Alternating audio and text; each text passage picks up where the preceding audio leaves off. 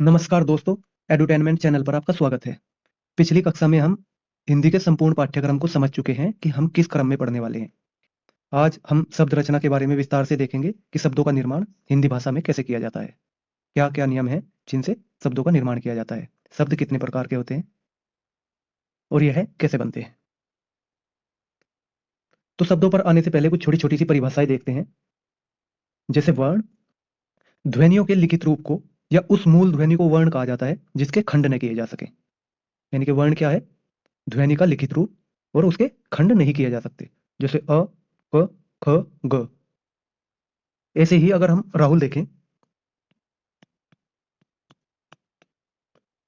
तो हम राहुल को र प्लस अ प्लस ह प्लस उ प्लस ल प्लस अ इनमें विभक्त कर सकते हैं। अब राहुल में अगर अक्षर की दृष्टि से देखें तो 3 अक्षर है, रे, है और ले। लेकिन अगर वर्ण देखें, वर्णों को न्यूनतम लेवल पर विभक्त करना है हमें, जिसके आगे खंड नहीं किए जा सकते। तो रे और आ से मिलकर बना है रा, ह और ऊ से मिलकर बना है हु और ल और अ से मिलकर बना है ले। तो अगर इसमें अक्षर देखें तो अक्षर 3 है, लेकिन वर्ण देखें तो 1, 2, 3, 4, 5, 6, 6 वर्ण हैं। तो वर्ण को आप अच्छे से समझ गए होंगे। ध्वनियों का लिखित रूप, उस मूल ध्वनि का वर्ण को आप अच्छे से समझ गए होंगे कि ध्वनियों का लिखित रूप या उस मूल ध्वनि को वर्ण कहा जाता है जिसके आगे खंड न किए जा सके। किसी भी व्यंजन का उच्चारण बिना स्वर की सहायता से नहीं किया जा सकता। अगर हम क का उच्चारण करते हैं तो उसमें अ का उच्चारण यानी कि स्वर का उच्चारण अपने आप हो जाता है। तो हम इसे देख सकते हैं, किसी भी व्यंजन को स्वर की सहायता से ही बोला जाता है, सॉरी अ नहीं।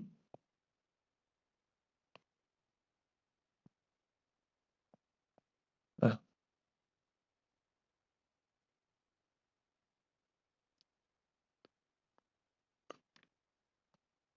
शब्द एक या अधिक वर्णों अक्षरों के मेल से बने स्वतंत्र सार्थक ध्वनि या वर्ण समूह को शब्द कहते हैं। जैसे अजब, अरविंद, अभिषेक वर्णों का समूह है और सार्थक शब्द है जिसका कोई अर्थ निकलता हो, उन्हें ही हम शब्द कहते हैं। सार्थक और निरर्थक शब्द हम आम भाषा में प्रचलित शब्द जैसे पानी वानी, रोटी वोटी, डंडा वंडा का प्रयोग करते हैं, लेकिन इनमें सार्थक शब्द केवल पानी, रोटी और डंडा है और निरर्थक शब्द वानी, वोटी, वंडा, जिनका कोई अर्थ नहीं होता, बस में भाषा को सुंदर बना देते हैं या फिर बोलने की कमियों को पूरा कर देते हैं।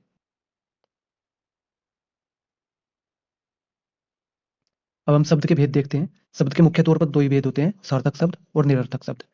आगे अगर हम सार्थक शब्द को भी विभाजित करें तो प्रयोग के आधार पर शब्द 2 प्रकार के होते हैं। रचना या बनावट के आधार पर शब्द 3 प्रकार के होते हैं और उत्पत्ति के आधार पर शब्द 4 प्रकार के होते हैं। प्रयोग के आधार पर देखें तो यानी कि वाक्यों में किस प्रकार से प्रयोग किया जाएगा शब्दों का, उसके आधार पर शब्द 2 प्रकार के होते हैं। विकारी शब्द ऐसे शब्द जिनमें वाक्य में प्रयोग करते समय इनमें विकार उत्पन्न हो जाते हैं, और अविकारी शब्द वे शब्द जिनमें किसी भी तरह से प्रयोग करने पर विकार उत्पन्न नहीं होते। विकारी शब्द वे शब्द होते हैं जो लिंग, वचन, कारक आदि के अनुसार बदल जाते हैं। जैसे संज्ञा है, लड़का एक संज्ञा है, और लड़का अगर हम लिंग के आधार पर देखें तो स्त्रीलिंग के लिए लड़की प्रयोग होता है और पुल्लिंग के लिए लड़का प्रयोग होता है, तो इसमें विकार उत्पन्न हो जाता है। सर्वनाम में भी वाक्य में प्रयोग लिंग, वचन, कारक के आधार पर विकार उत्पन्न होता है। ऐसे ही क्रिया और विशेषण ये शब्द ऐसे हैं जिनमें वाक्य में प्रयोग के आधार पर लिंग, वचन, कारक के अनुसार ये परिवर्तित हो जाते हैं, इसलिए विकारी शब्द कहलाते हैं। अविकारी शब्द वे शब्द होते हैं जिनमें लिंग, वचन, कारक आदि के स्थान पर आदि के अनुसार परिवर्तन नहीं होता, यानी कि ज्यों के त्यों बने रहते हैं और ऐसे ही प्रयोग किए जाते हैं।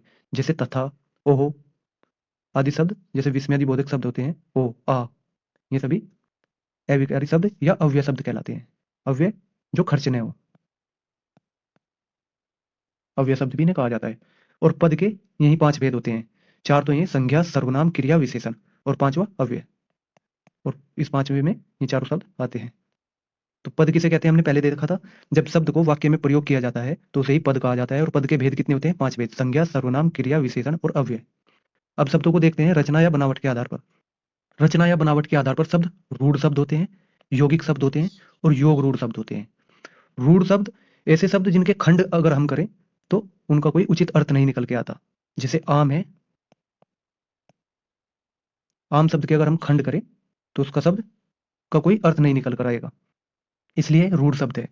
आम से हमारे दिमाग में कोई ना कोई एक इमेज जनरेट हो जाती है, वैसे ही शब्द रूढ़ शब्द कहते हैं जो किसी स्पेसिफिक चीज के लिए यूज होते हैं, जैसे कुर्सी। कुर्सी के भी अगर हम खंड करें तो उसका कोई अर्थ नहीं निकल कर आएगा। यौगिक शब्द हमेशा दो शब्दों से मिलकर बने होते हैं। यौगिक शब्द दो शब्दों से मिलकर बने होते हैं, जैसे विद्या प्लस आलय। विद्यालय, इसमें हम देखें कि विद्या का आलय या विद्या का स्थान विद्यालय कहलाता है। यह यौगिक शब्द है, दो शब्दों से मिलकर बना है और एक अर्थ दे रहा है। अगर इसके खंड भी करें तो विद्या अलग हो जाएगा और आलय अलग हो जाएगा और ये कोई अर्थ देता है। ऐसे ही अगर हम योग रूढ़ के बारे में देखें, योग रूढ़ शब्द भी दो शब्दों से मिलकर बने होते हैं, लेकिन शब्दों के मिलने के बाद इनका जो अर्थ है वो रूढ़ हो जाता है। उदाहरण के लिए हम पंख प्लस ज, पंख का अर्थ है कीचड़ और ज का अर्थ है जन्म लेने वाला, लेकिन पंकज हम सिर्फ कमल के लिए यूज करते हैं। तो जब कोई पंकज बोलता है तो हमारे दिमाग में एक इमेज आती है कमल की। तो पंख ज योग रूढ़ शब्द है जिसका मिलाप के बाद हमें पंकज मिलता है और पंकज अर्थ देता है कमल का। ऐसे ही हम उत्पत्ति के आधार पर शब्द देखते हैं, तो उत्पत्ति के आधार पर शब्द चार प्रकार के होते हैं। तत्सम, उसके समान, यानी कि संस्कृत से सीधे सीधे लिए गए शब्द। तद्भव, उससे उत्पन्न, यानी कि संस्कृत शब्दों से उत्पन्न शब्द।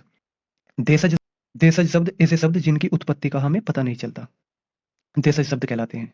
विदेशी शब्द, जिनका विदेशी शब्द ऐसे शब्द होते हैं जिनको हमने किसी विदेशी भाषा से ग्रहण किया है, या आगत शब्द जो बाह्य भाषाओं से आए हैं। अब हम प्रयोग के आधार पर देखते हैं शब्द कितने प्रकार के होते हैं।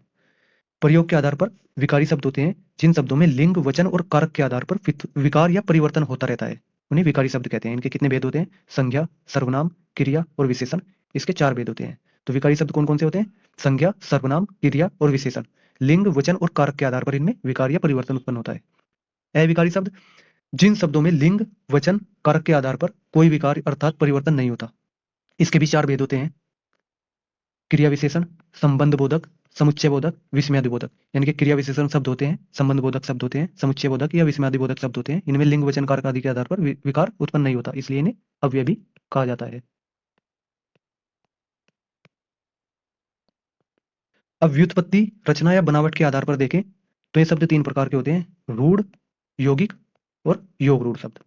रूढ़ शब्दों को देखें तो जिन शब्दों का सार्थक खंड न किए जा सके, यानी कि जिन्हें टुकड़ों में तोड़ा न जा सके, उन्हें टुकड़ों में विभाजित करने पर कोई सार्थक अर्थ न निकल कर आता हो, निश्चित अर्थ प्रकट न हो। जैसे कल, क और ल से मिलकर बना है। क और कल को अगर हम तोड़े तो इसका कोई अर्थ नहीं निकल कर आएगा। प और र से मिलकर बना है पर, नाक, न के। कमल, कमल को अलग करने पर कोई सार्थक अर्थ नहीं निकल कर आएगा। ऐसे ही पुस्तक है, इनके टुकड़े करने पर निरर्थक शब्द ही निकल कर आएंगे। यौगिक शब्दों की बात करें तो दो या दो से अधिक सार्थक शब्दों के मेल से बने शब्द। संधि, समास, उपसर्ग और प्रत्यय से निर्मित जितने भी शब्द हैं सभी क्या हैं? यौगिक शब्द। जैसे विद्या, आलय, विद्यालय। अनुशासन, अनुशासन। हिम, आल्य, हिमालय। परम, औषधि, परमौषधि। पुस्तक, आल्य, पुस्तकालय। तो जो अर्थ यहाँ पर निहित है वही अर्थ संधि होने के बाद इसमें निहित होगा। विद्या, आल्य, विद्या का आल्य, यानी कि विद्या ग्रहण करने का स्थान। अनुशासन, शासन के अनुसार, अनुशासन, तो वही अर्थ अनुशासन का निकल कर आएगा। हिम, आल्य, हिम का घर या हिमालय। परम औषधि, परमौषधि, यानी कि सबसे श्रेष्ठ औषधि। पुस्तक, आल्य, पुस्तकों का घर या पुस्तकालय। तो अर्थ इसमें समान रहता है, जो मिलने से पहले होता है वही बाद में होता है।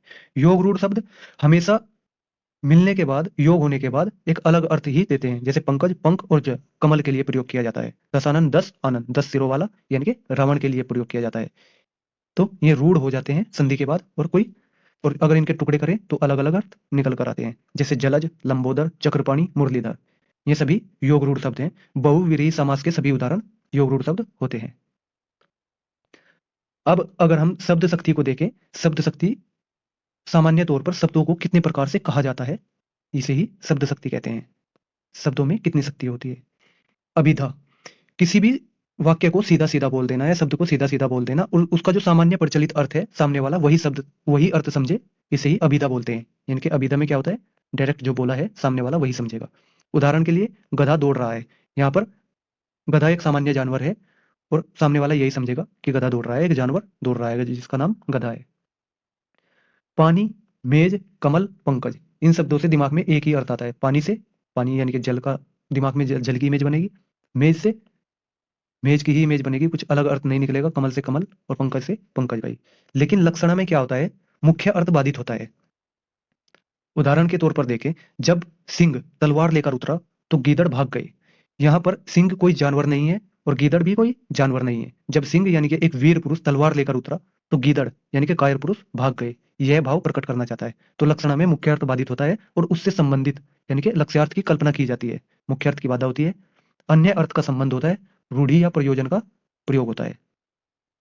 ऐसे ही व्यंजना में जो वाक्य कहा जाता है उसका अर्थ अलग अलग सुनने वाले व्यक्तियों के आधार पर अलग अलग हो सकता है। जैसे यदि कोई कहे कि सुबह सुबह हो गई, यदि कोई कहता है कि सुबह हो गई तो इसका अर्थ उठ, ये भी हो सकता है कि उठ जाओ। टहलने वाले के लिए इसका अर्थ ये हो सकता है कि टहलने का समय हो गया। पूजा करने वाले के इसका अर्थ ये हो सकता है कि पूजा करने का समय हो गया। तो वाक्य एक है लेकिन सभी के लिए अलग अलग इसका अर्थ हो सकता है व्यंजना। तो अभिधा में बात सीधे सीधे कही जाती है, उसका वही अर्थ निकलता है जो होता है। लक्षणा में मुख्य अर्थ में बाधा होती है और प्रचलित और रूढ़ियों का प्रयोजन होता है। जैसे सिंह, रूढ़ियां हैं कि सिंह किसी बहादुर पुरुष के लिए यूज किया जा सकता है और गीदड़ किसी कायर पुरुष के लिए यूज किया जाता है। और व्यंजना में किसी भी वाक्य का अर्थ अलग अलग व्यक्तियों के लिए अलग अलग हो सकता है। जैसे यदि एक चोर दूसरे चोर से कहे कि आज रात कितनी अंधेरी है, लेकिन वे रात के बारे में बात नहीं कर रहे, वे इस बारे में बात कर रहे हैं कि चोरी करने का कितना अच्छा मौका है। तो कहा कुछ और गया है लेकिन उसका अर्थ बिल्कुल ही अलग निकल कर आया है। अब उत्पत्ति या स्रोत के आधार पर शब्द के भेद देखें तो उत्पत्ति या स्रोत के आधार पर हम तत्सम, तद्भव, देशज और विदेशी में इन्हें विभक्त कर सकते हैं।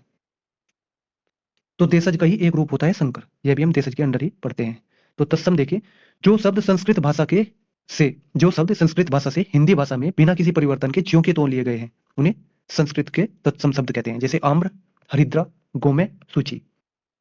ऐसे ही यदि हम तद्भव शब्दों को देखें, तत् का मतलब होता है उसके, भव का मतलब होता है उत्पन्न, यानी कि उससे उत्पन्न, यानी कि संस्कृत शब्दों से उत्पन्न जो शब्द है उन्हें ही हम तद्भव शब्द कहते हैं। उदाहरण के लिए आम्र संस्कृत शब्द था, उससे उत्पन्न हुआ आम। हरिद्रा से उत्पन्न हुआ हल्दी। और गोमय से उत्पन्न हुआ गोबर। और सूची से उत्पन्न हुआ सुई। तो ये सभी क्या है, तद्भव शब्द। देशज शब्द ऐसे शब्द जिनका जन्म देश में हुआ है, जिन शब्दों की उत्पत्ति का हमें पता नहीं लगता। कुछ शब्द यहाँ दिए गए हैं, जैसे पगड़ी, ठेठ, झोला, तेंदुआ, चिड़िया, कटरा, दीवाल, ठटेरा, कटोरा, खिड़की, ठुमरी, जूता, कलाई, खिचड़ी, डिबिया, डोंगा, पेंडू, डाब, छोरा, खर्राटा, खचाखच, घोंगा, फुनगी, खकरा, अंटा, लोटा, चसक, लथपथ, पेट, किटकिट, धड़ाम। ये शब्द क्या है, सभी देशज शब्द हैं। और कुछ शब्द ऐसे होते हैं जिनका निर्माण दो भाषाओं के शब्दों से मिलकर होता है। जैसे छाया संस्कृत का शब्द है और दार फारसी का शब्द है, और दोनों शब्दों को यदि हम मिला दे तो छायादार, छाया देने वाला, किसी पौधे की बात कर रहे हैं तो यह संकर शब्द है। रेल अंग्रेजी का शब्द है और गाड़ी हिंदी का शब्द है, इससे बना है रेलगाड़ी। टिकट अंग्रेजी का शब्द है और घर हिंदी का शब्द है, टिकट घर। ऐसे ही अश्रु गैस, पानदान, सीलबंद, वर्षगांठ, जांचकर्ता। जांच हिंदी का शब्द है और कर्ता संस्कृत का शब्द है, तो हिंदी और संस्कृत से भी संकर शब्द बन सकते हैं। अपील अंग्रेजी का शब्द है और कर्ता संस्कृत का शब्द है, अपील करता। फिर उड़न तस्तरी, उद्योगपति, बस अड्डा, ऑपरेशन कक्ष, बेढंगा, सजा प्राप्त और बम वर्षा। ये सभी संकर शब्द हैं जो देश शब्दों के अंतर्गत ही आते हैं, यानी कि यह संकर शब्द है, अलग से शब्दों का भेद नहीं है। व्युत्पत्ति या रचना के आधार पर शब्दों के चार ही भेद होते हैं, तत्सम, तद्भव, देशज और विदेशी। अब विदेशी या आगत शब्दों के बारे में बात करें, जिनका ओरिजिन कोई दूसरा देश है, दूसरी भाषा है। अरबी भाषा के कुछ शब्द देखते हैं तो अखबार, इत्र, कागज, कानून, किताब, तमाशा, जुलूस, जलसा, तारीफ, तकिया, तमाशा, तकदीर, तबीयत, गरीब, खुफिया, कुरान, तारीख, वकील, मुहावरा, कबीर, मरीज, रिश्वत, तूफान, जिक्र, हैजा, जुर्माना, शराब, कुर्सी, तुर्की, विरासत, रोजा, हिसाब, अमीर, हक, हुक्म, अक्ल, इस्तीफा, अल्लाह, उम्र, एहसान, बारिश, मशहूर, मुसाफिर, मौलवी, मौसम, मुकदमा, कीमत, खबर, नशा, मदद, दगा, औलाद, औरत, कब्र, कैदी, गैर, राय, आदमी, दफ्तर, सलाम। अब इतने सारे शब्द हैं अलग अलग भाषाओं के, इन्हें याद कैसे किया जाए? तो हम याद करने के लिए दो ही तरीके हैं, एक तो निरंतर अभ्यास कर सकते हैं और इन शब्दों को याद कर सकते हैं। लेकिन एक तरीका ये भी है, जैसे अरबी के शब्द हैं तो अरबी की किसी स्थानीय चीज से इन्हें जोड़कर अगर हम याद करें और 2-3 बार इनका अभ्यास करेंगे कि हमने इन्हें किस तरीके से मेमोराइज करने की कोशिश की थी, तो एग्जाम में बैठने के बाद हमें वो जब क्वेश्चन आता है तो आसानी से याद आ जाते हैं। जैसे यदि हम कागज को याद करने की कोशिश करें कि अरब में सारा रेगिस्तान ही रेगिस्तान है, वहां पर पेड़ पौधे नहीं होते, लेकिन कागज पेड़ पौधों से बनाए जाते हैं। तो हम इस तरीके से कुछ, ये है तो इलॉजिकल चीज, लेकिन ऐसे ही याद रखते हैं कि अरब में पेड़ पौधे नहीं होते लेकिन कागज होते हैं, और कागज से ही अखबार बनाए जाते हैं, अखबारों में कानून छपते हैं, और कागज की किताब छपती है, अखबारों में ही तमाशा आता है, और जुलूस जलसे की खबरें भी अखबार में आती हैं, अखबार में नेताओं की तारीफ होती है। फिर ऐसे ही कुछ अन्य चीजों से, स्थानीय चीजों से, तकिया, तमाशा, तमाशा अखबार से जोड़ सकते हैं, तकदीर, तबीयत, गरीब, खुफिया, अन्य शब्दों को अलग अलग तरीके से याद किया जा सकता है। जैसे यदि हम अल्लाह शब्द को जोड़ें कि अरब में ही मक्का मदीना है और वहां पर ही पैगंबर मोहम्मद का जो कार्य क्षेत्र था वही था, तो अल्लाह, पैगंबर मोहम्मद और अल्लाह को मानने वाले सभी लोग अमीर हो जाते हैं। ऐसे ऐसे इलॉजिकल चीज ही हम जोड़ सकते हैं, लेकिन इन्हें मेमोराइज करने के लिए कुछ भी सोच सकते हैं। वे अपने हक की बात करते हैं, सबको हुक्म देते हैं अल्लाह, सबकी अकल तेज कर देते हैं, जो उनकी बात न माने उसे इस्तीफा देने को मजबूर कर देते हैं, उम्र बढ़ जाती है, या ऐसे भी कुछ इलॉजिकल चीज़ों को हम जोड़कर इन चीज़ों को याद कर सकते हैं, या फिर निरंतर अभ्यास से इन शब्दों को हम याद कर सकते हैं। फिर फारसी शब्द है आसमान, अफसोस, आतिशबाजी, दुकान, अदा, आबरू, अनार, आवाज, आवारा। ऐसे हम रोक कर सभी शब्दों को आसानी से पढ़ सकते हैं और इन्हें मेमोराइज करने की कोशिश कर सकते हैं। अंग्रेजी के शब्द बहुत ही ज़्यादा आसान है। अपील, ऑफिसर, आइसक्रीम, साइकिल, पतलून, पतलून बना है पेंटलून से, पतलून, engineer, doctor, hospital, ticket, station, train, police, captain, lantern, theatre, बोतल, rail, company, college, picture, cinema, bank, guard, tie, pant, school, telephone, जज, रजिस्टर, डिग्री, कोर्ट, डायरी। इन सभी शब्दों को हम आसानी से याद कर सकते हैं।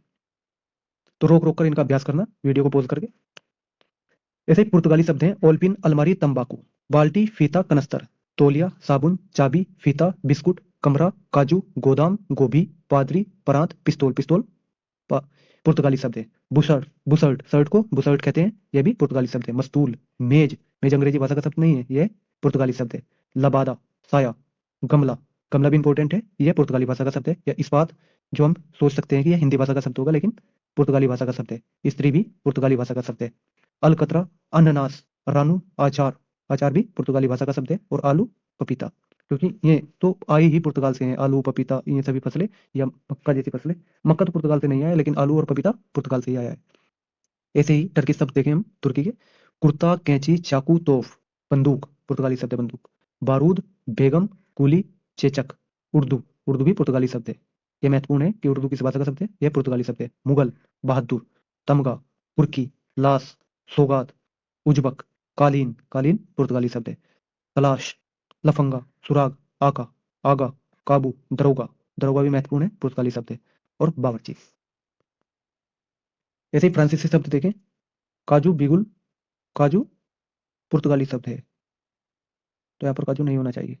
बिगुल, कर्फ्यू, कूपन, अंग्रेज, कारतूस, बेसिन, रेस्तरां, रिपोर्टाज और फ्रांसीसी, ये सभी क्या है, फ्रांसीसी शब्द है। तो बिगुल, कर्फ्यू, कूपन, अंग्रेज, कारतूस, बेसिन, रेस्तरां, रिपोर्टाज और फ्रांसीसी। चीनी शब्दों को देखें तो चाय, चीनी, चीकू और लीची चीनी शब्द है। ऐसे जापानी शब्द रिक्शा, तिब्बती शब्द चुंगी, मलय शब्द खोपरा, बम और तुरुप डच शब्द है। ऐसे सिगरेट स्पेनिश शब्द है, और ग्रीक, यूनानी और अकादमी ग्रीक शब्द है। रूसी शब्द जार, वोदका, बोदका, स्पुतनिक, सोवियत, रूबल और बुजुर्ग। पश्तो शब्द अखरोट, पठान, बाढ़, खर्राटा और पटाखा, ये शब्द क्या है, पश्तो शब्द है, जो पश्तो भाषा से हिंदी भाषा में आए हैं। नए शब्दों के निर्माण में उपसर्ग की भी महत्वपूर्ण भूमिका होती है। उपसर्ग दो शब्दों से मिलकर बना है, उप और सर्ग से। उप का अर्थ होता है समीप, और सर्ग का मतलब होता है सृष्टि करना।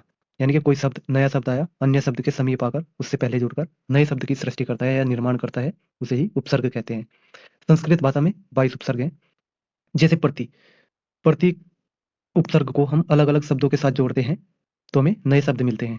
जैसे प्रतिध्वनि, प्रतिध्वनि, प्रत्यक्ष, प्रत्यक्ष, प्रत्युपकार, प्रत्युपकार, प्रतिनिधि, प्रतिनिधि, प्रतिदिन, प्रतिकूल, प्रतिवादी, प्रतिकार, प्रतिक्रिया, प्रतिबिंब, प्रतिहिंसा, प्रतिषेध, प्रत्युत्तर, प्रत्याशा, प्रत्युत्पन्न, प्रतिस्पर्धा और प्रत्यय। तो प्रत्यय उपसर्ग लगने से बनता है, प्रत्यय लगने से नहीं। प्रत्यय भी एक ऐसा शब्द है जो उपसर्ग से जिसका निर्माण होता है। फिर प्रय उपसर्ग है जो अधिक या आगे के अर्थ में हम प्रयोग करते हैं, जैसे मान प्रमाण, योग प्रयोग, कृति प्रकृति, आचार्य प्राचार्य, बल प्रबल, सिद्धि प्रसिद्धि, ज्वलित प्रज्वलित, भार प्रभार, गति प्रगति, बल प्रबल, काश प्रकाश, ताप प्रताप, स्थान प्रस्थान, अध्यापक प्राध्यापक, गति प्रगति, आंगन प्रांगण।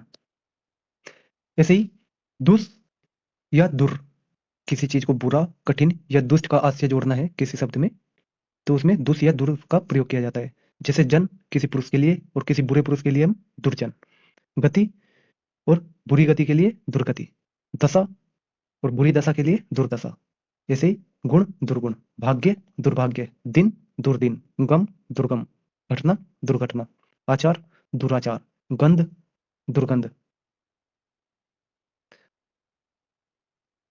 तो यह किसी शब्द को, एक शब्द तीन प्रकार के हो सकते हैं, पॉजिटिव, नेगेटिव और न्यूट्रल।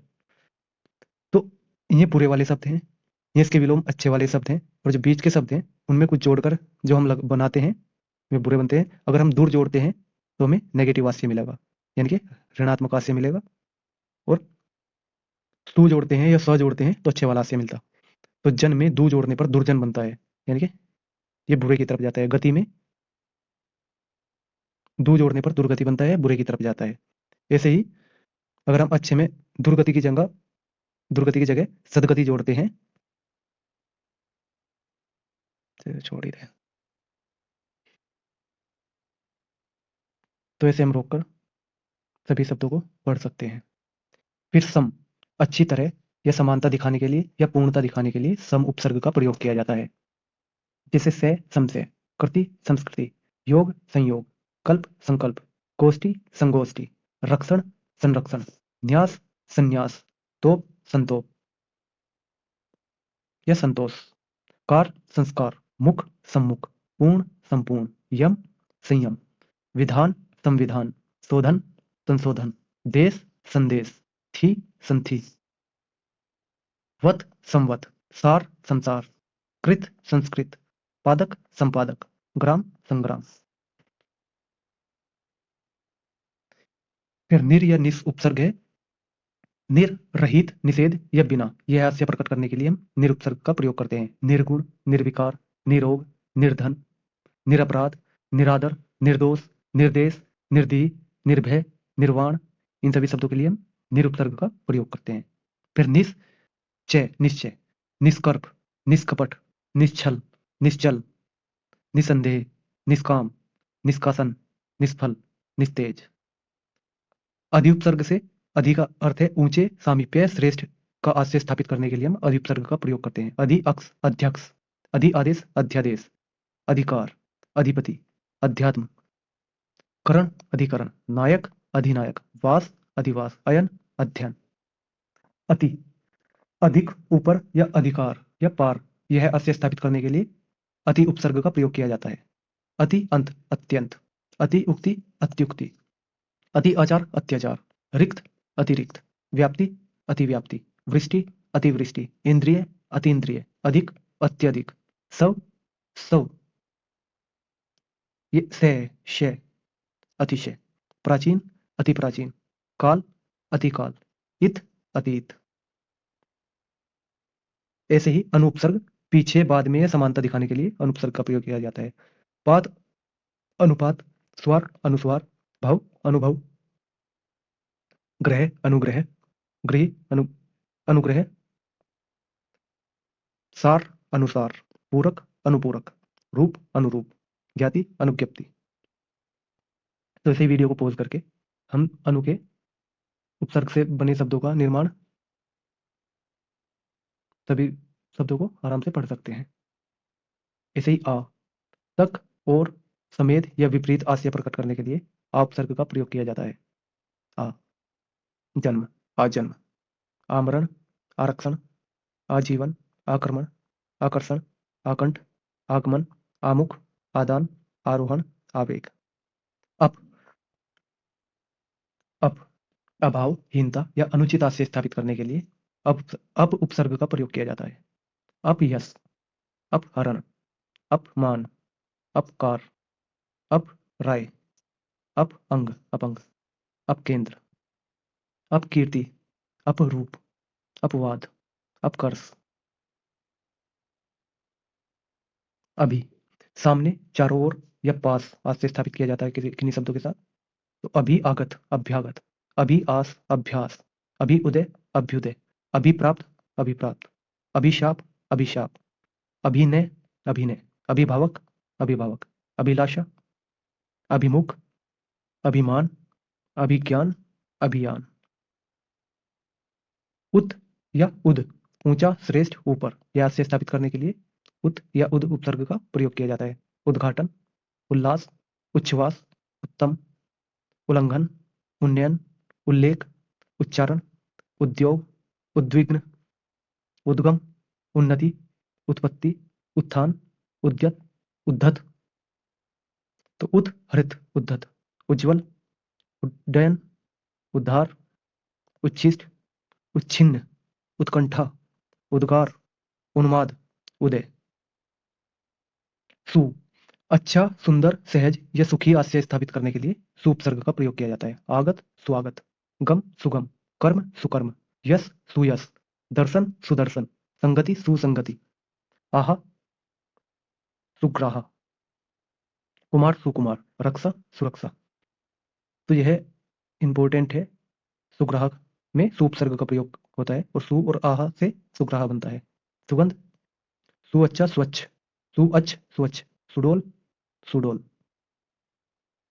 पिपरा, विपरीत, अनादर या पीछे आज से स्थापित करने के लिए परा उपसर्ग का प्रयोग किया जाता है। जैसे जय, पराजय, मर्श, परामर्श, क्रम, पराक्रम, काष्ठा, पराकाष्ठा, भव, पराभव।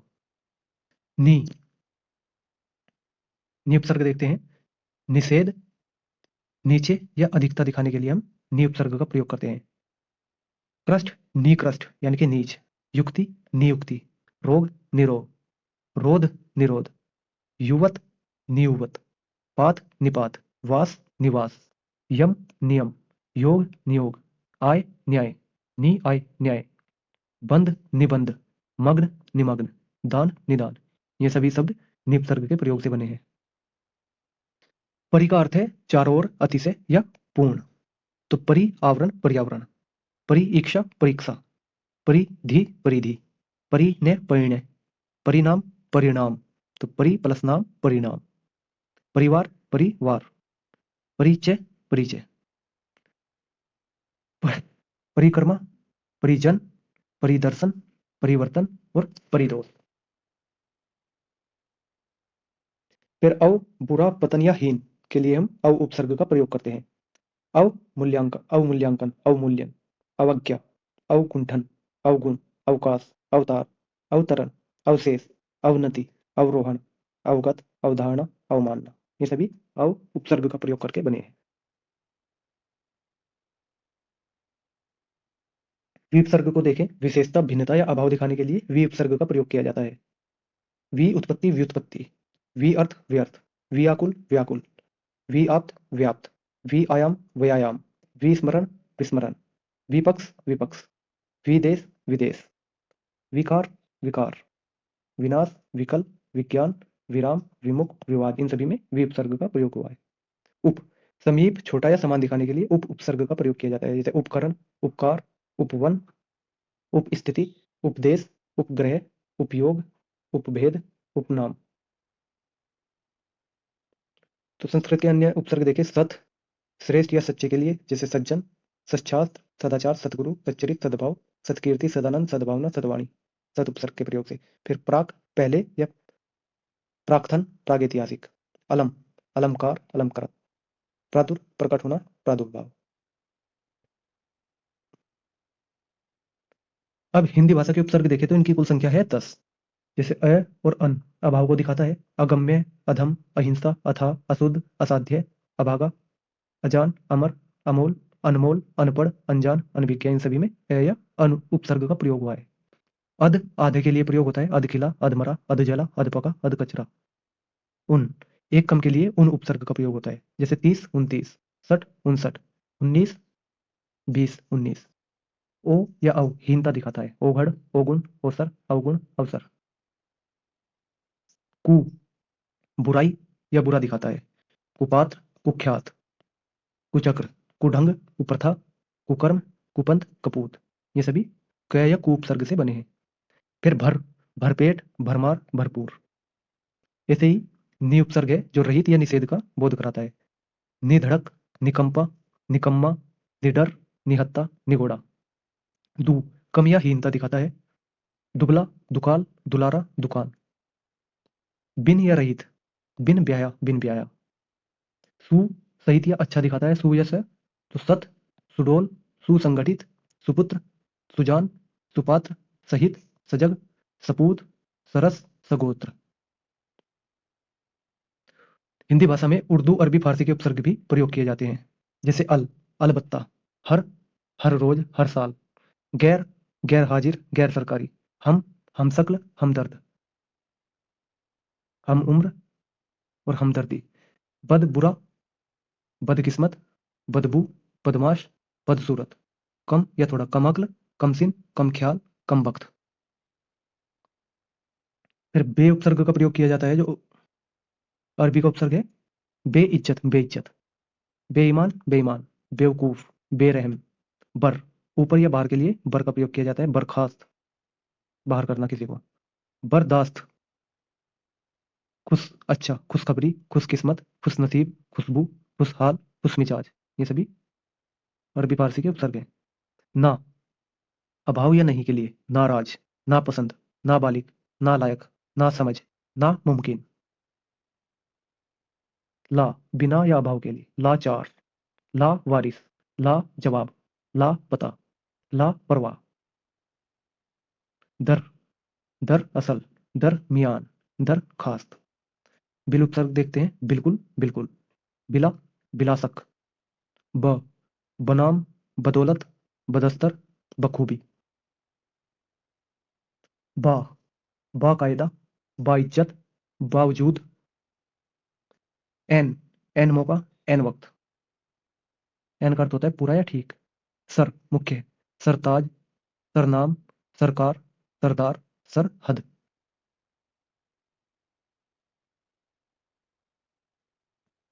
उपसर्गों को हमने विस्तार से देखा, अब हम प्रत्यय देखते हैं। तो प्रत्यय भी दो शब्दों से मिलकर बना है, प्रति प्लस ए। प्रति का अर्थ है साथ में पर बाद में, और ए चलने वाला। तो जो शब्द मूल शब्दों के साथ लगते हैं लेकिन उनके बाद में लगते हैं, प्रति बाद में जुड़ते हैं, उन्हें प्रत्यय कहते हैं। जो शब्दांश धातु रूप या शब्दों के अंत में लगकर नए शब्दों का निर्माण करते हैं, उन्हें प्रत्यय कहते हैं। धातु रूप यानी कि क्रिया के अंत में लगते हैं या अन्य शब्दों के अंत में लगते हैं, उन्हें प्रत्यय कहते हैं। प्रत्यय अविकारी शब्द होता है, यानी कि प्रत्यय लिंग वचन कारक आदि के आधार पर नहीं बदलता। तो प्रत्यय मूल रूप से दो प्रकार के होते हैं, कृत प्रत्यय और तद्धित प्रत्यय। कृत प्रत्यय आमतौर पर क्रिया के साथ लगते हैं और या फिर धातु रूप के साथ लगते हैं। धातु रूप क्या होता है? क्रिया का ही जो मूल रूप होता है उसे धातु रूप कहते हैं। जैसे पढ़ना क्रिया है, लेकिन इसका धातु रूप क्या है? पट पठती पठत पठंती, आपने बचपन में पढ़ा होगा। तो यह क्या है? इसका मूल रूप। तो या तो मूल रूप के अंत में लगते हैं या फिर क्रिया के अंत में लगते हैं, उन्हें कृत प्रत्यय कहा जाता है। फिर तद्धित प्रत्यय क्रियाओं के अलावा संज्ञा सर्वनाम तथा विशेषण शब्दों के अंत में लगने वाले प्रत्यय को क्या कहते हैं? हम तद्धित प्रत्यय। फिर इसके भी भेद होते हैं, जैसे कृतवाचक भाववाचक उनवाचक संबंधवाचक अपत्यवाचक गुणवाचक स्थानवाचक और अव्ययवाचक। कृतवाचक प्रत्यय हमें कर्ता का बोध कराते हैं, भाववाचक प्रत्यय भाव का बोध कराते हैं, उनवाचक प्रत्यय किसी शब्द को छोटा करने के लिए जाने जाते हैं। जैसे लोटा में भाव बड़ा है, तो इसमें इया जोड़ दें तो बनता है लुटिया। तो लुटिया से हमें छोटेपन का भाव आता है, इसे ही हम उनवाचक प्रत्यय कहते हैं। संबंधवाचक प्रत्यय संबंध का बोध कराते हैं। अपत्यवाचक किसी वंश के बारे में बताते हैं, जैसे दशरथ।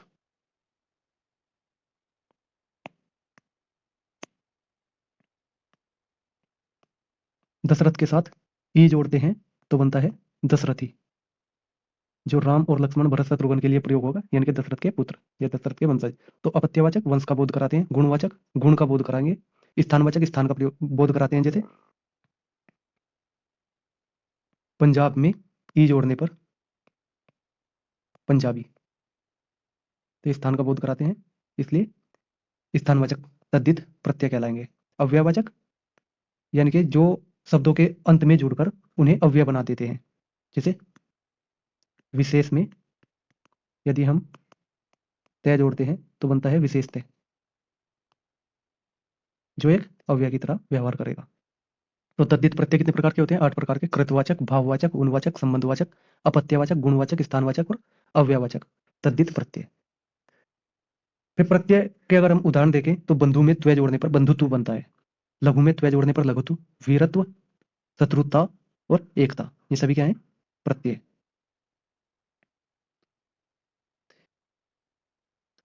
तो हिंदी के प्रमुख कृत प्रत्यय देखते हैं और उनसे निर्मित शब्द। कृत प्रत्यय क्या होते हैं? जो क्रिया या धातु के रूप में, धातु के मूल रूप में जुड़ते हैं।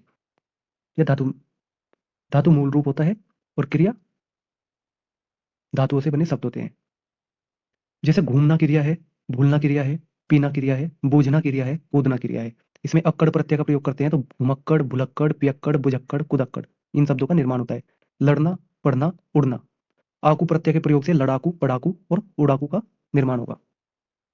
इसी तरीके से छलना या छलिया, खटिया, दुनिया, जड़िया, धुनिया, लिखिया, यह ईया प्रत्यय से बने शब्द हैं।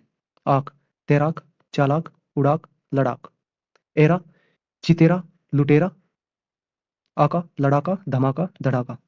तो इन्हें हम पोज करके सभी शब्दों को पढ़ सकते हैं। प्रमुख तद्धित प्रत्यय एवं उनसे बने शब्द। तद्धित प्रत्यय जो क्रिया को छोड़कर संज्ञा, सर्वनाम और विशेषण शब्दों से जुड़ते हैं। जैसे ओति, बाप क्रिया है, मान क्रिया है और इससे बनेगी हमारी भाववाचक संज्ञा बपोती और मनोती। एरा, अंध, अंधेरा। आई, चतुर, ठाकुर, पंडित, तो चतुराई, ठकुराई, पंडिताई। ऐसे ही आस प्रत्यय है, मीठा में जुड़ने पर मिठास, भाववाचक संज्ञा।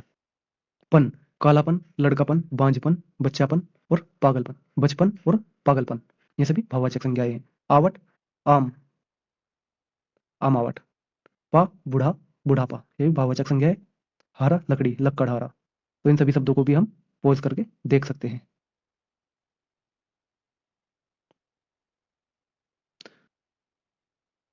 ऐसे ही गी प्रत्यय जिंद, जिंदा, सादा और मर्दान, तो मर्दानगी, सादगी और जिंदगी। अंतर, अर्थांतर, मतांतर, रूपांतर, समांतर, मध्यांतर, युगांतर, ऐसे शब्दों का निर्माण होता है। इन्हें भी हम पोज करके पढ़ सकते हैं सभी शब्दों को।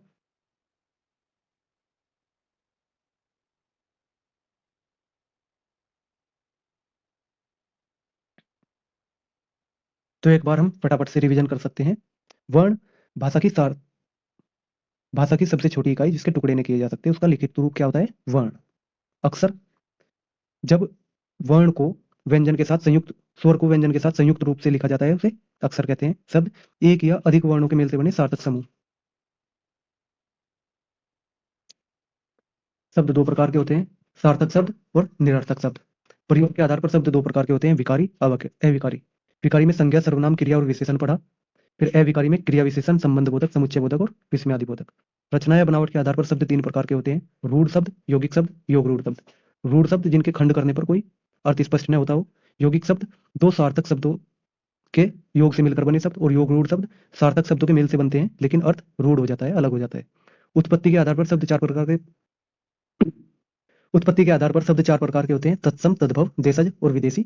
तत्सम उसके समान यानी कि जो शब्द सीधे संस्कृत से लिए गए हैं। तद्भव शब्द जिनका निर्माण संस्कृत के शब्दों से में विकार उत्पन्न होने पर हुआ है। देशज शब्द जिनकी उत्पत्ति का हमें पता नहीं चलता। और विदेशी शब्द जो अन्य भाषा से आए हैं।